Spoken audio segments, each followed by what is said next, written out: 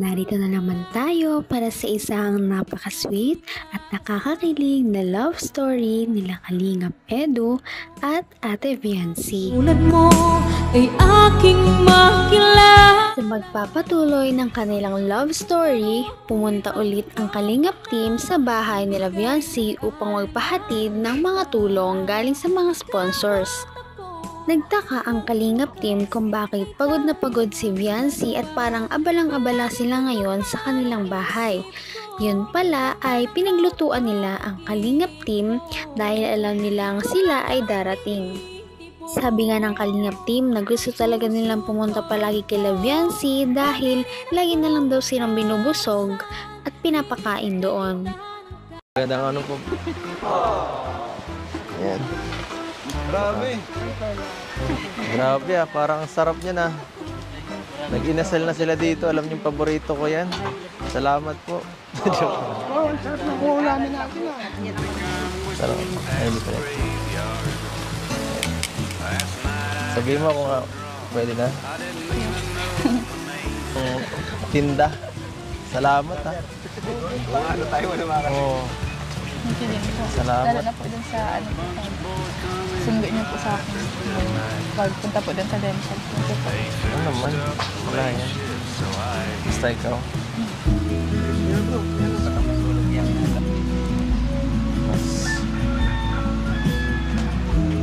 Mas mahilig ako sa luto. Lalo na't luto mo.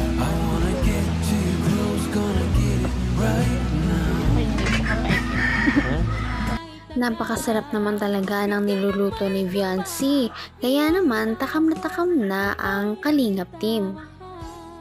Kaya daw pala sila nakabili ng ganitong panluto ay dahil ginastos nila yung pera na binigay ng isang sponsor para pang negosyo. Binabalak ng pamilya ni Viancy na magnegosyo na daw sila ng mga barbecue at iba pa. Viancy, halika, kain tayo.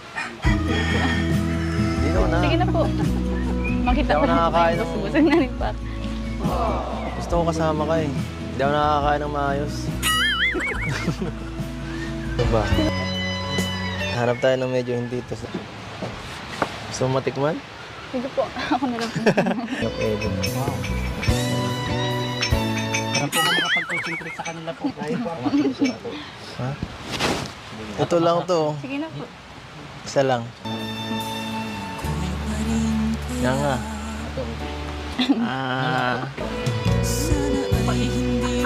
Kaya ko ba? So, kumusta ang luto mo? Pagkatapos ng kanilang sweet moments ay nilantakan na talaga nila ang mga pagkain na masasarap. Ang dami ngang kinain ng Kalingap team, tanda na sobrang sarap talaga ng niluto ni Viancy at ng kanyang pamilya.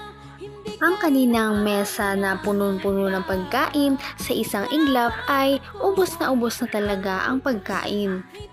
Talagang na-wipe out ng Kalingap team ang masasarap na pagkain. Pati na rin ang isang galon na tinimpla ni Viancy na gulaman. Napakasarap daw talaga ng mga ito. Kaya naman hindi nila napigilan ang mga sarili na kumain ng madami. Pagkatapos naman nila magpakabusog ay pumasok na sila sa bahay ni Viancy upang buksan ang mga binigay ng sponsor sa kanya. Napakarami na namang regalo ngayon. Talagang mahal na mahal talaga siya ng kanyang mga supporters. Naku, lalo ka niyang tataas. Baka mataasan mo na ako niyan. Magaling mag-ano? Ganda. Pang-concert. Tayo ka daw. Ayos na. Gusto ba isa? Baka mataasan mo na ako niyan ha. Huwag kang mag-heels. Ayan. Ano ka ba? Paano ba ito ganito? Ay, mali. Ako na po. Taas mo naman. Mas lalo kang tumangkad. Sigat na tayo niyan. Ganda pala ni Viancy sa personal. Namumula-mula yung kiss niya. Namumula-mula pa sila. Bagay talaga ako, brother. Baka nabablas lang. Namumula din po siya. Matapos nilang magbukas ng napakaraming regalo galing sa mga sponsors, ay nag-request na naman ang Kalingap team na kumanta si Viancy dahil manghang-mangha daw ang mga viewers sa ganda ng kanyang boses. At this time, sinamaan siya ni Kalingap Edu, kaya naman sobrang kinilig ang mga viewers sa kanilang ginawa. Talaga namang hindi lang sila maganda at gwapo, kundi meron din silang ibubuga pagdating sa mga talent.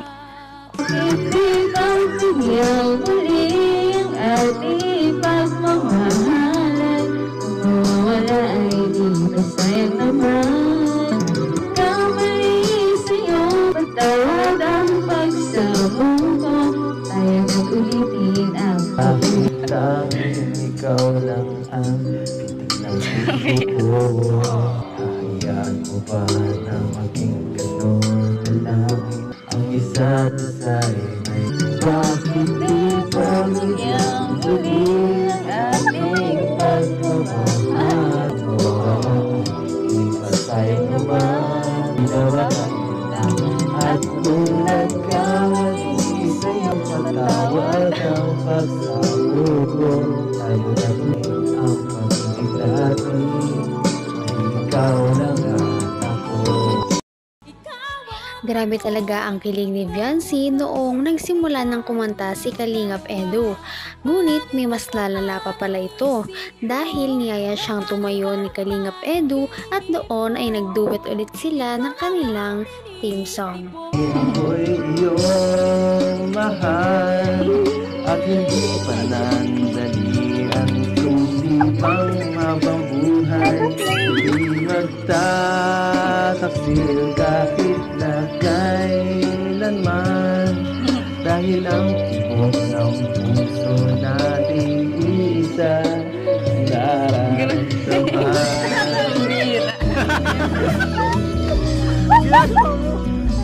Bakit ka na yata ah? Ayos lang. Oh, ang init mo. Nangyari. Ang init. Siya nga, mainit ka nga.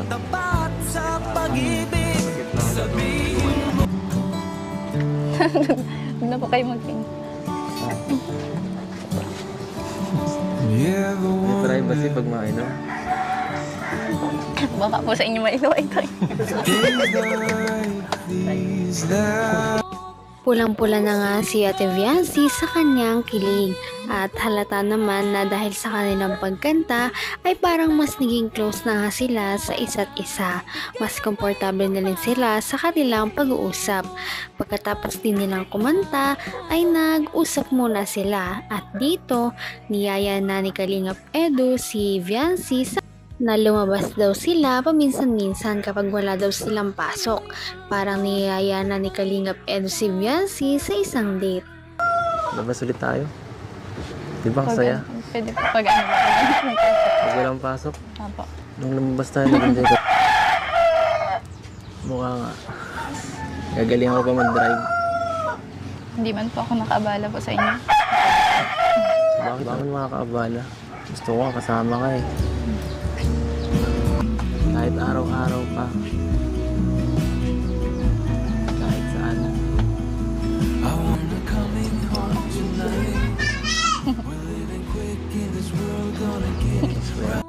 Grabe talaga ang chemistry nilang dalawa. Talaga namang kinilig ang mga viewers sa mga ginagawa.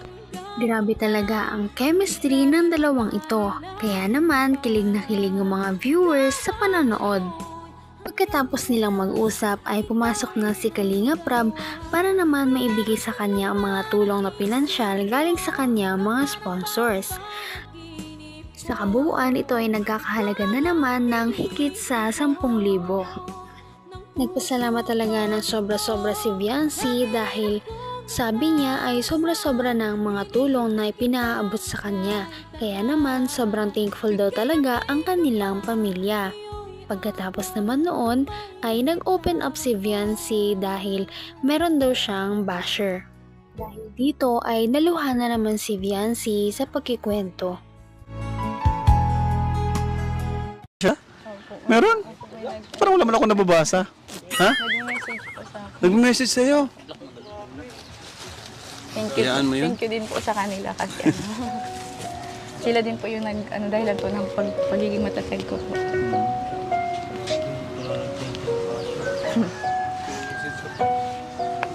Hindi naman po ako nagagalit kasi alam ko po na manahal po kasi nila yung mga yung dati niyo pong tinutulungan niyo. Naiintindihan mo sila? Opo. Grabe, inintindi pa niyang basher. Napakabait talaga nito ni Biancy, grabe.